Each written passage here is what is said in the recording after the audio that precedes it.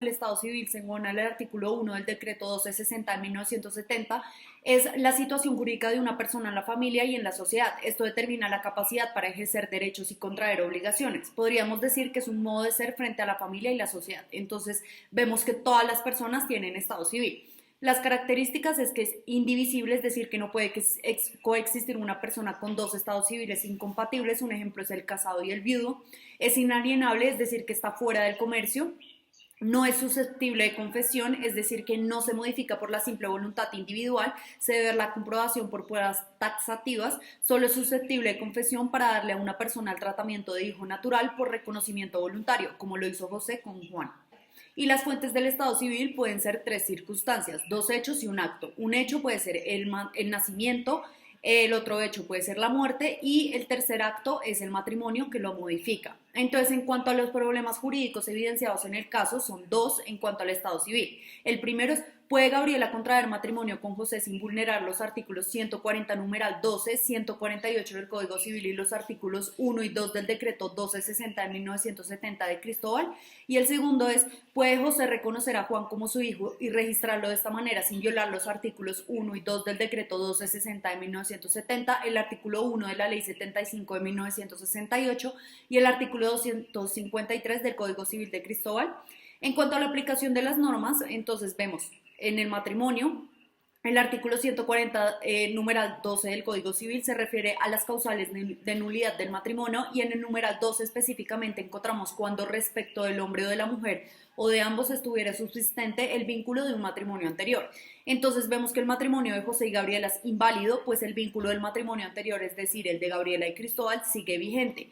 En el caso en el que Gabriela quiera validar su matrimonio con José, debe dar por terminado el vínculo anterior.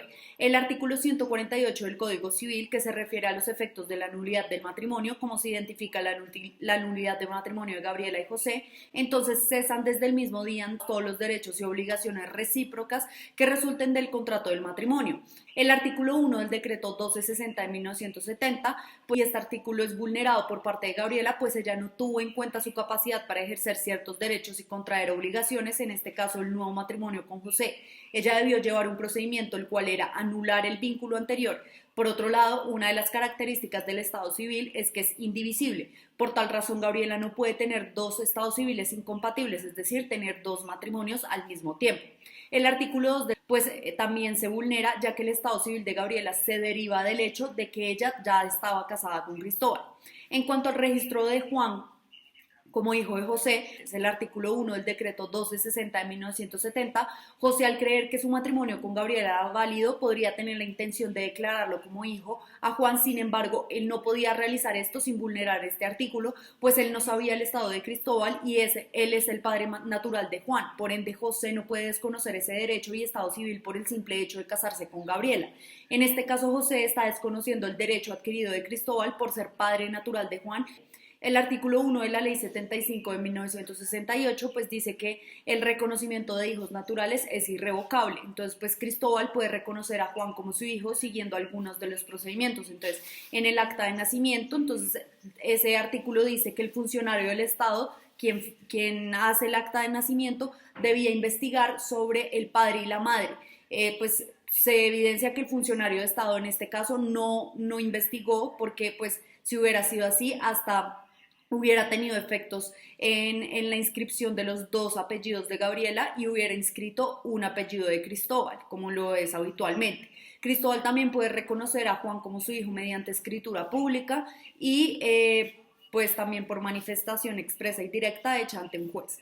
Y por último, el artículo 253 del Código Civil en cuanto a la crianza y educación de los hijos, pues se vulnera, ya que todos los padres sobrevivientes tienen este derecho y se le vulnera este derecho a Cristóbal porque él es sobreviviente y pues si Gabriela no se hubiera ocultado, él hubiera podido criar a su hijo. En el caso también se puede ver un problema respecto al domicilio, pero antes de hablar del problema quiero hablar de qué es el domicilio. El domicilio se define como lugar o lugares donde el sujeto realiza actuaciones de contenido jurídico, como lo son la presentación o notificación de demandas, el cumplimiento de la exigencia de obligaciones, la apertura de sucesiones y la celebración de matrimonio.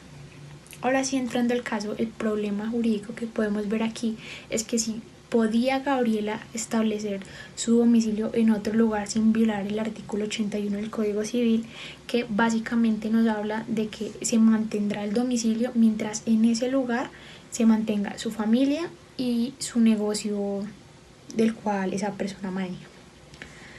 Por lo anterior y por los hechos que podemos ver en el caso, Gabriela tuvo que irse de Armero, puesto que ocurrió una catástrofe natural en ese lugar. Así que de esta misma manera nos vamos a basar en el artículo 84 del Código Civil, el cual nos dice que la mera residencia hará las veces domicilio civil respecto de las personas que no tuvieron domicilio civil en otra parte.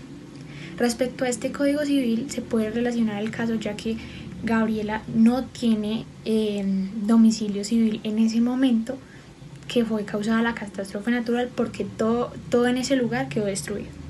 También de igual forma podemos ver en el artículo 79 del Código Civil, que nos habla que no se presume el ánimo de permanecer ni se adquiere consiguientemente domicilio civil en un lugar por el solo hecho de habitar un individuo por algún tiempo, casa propia o ajena a él.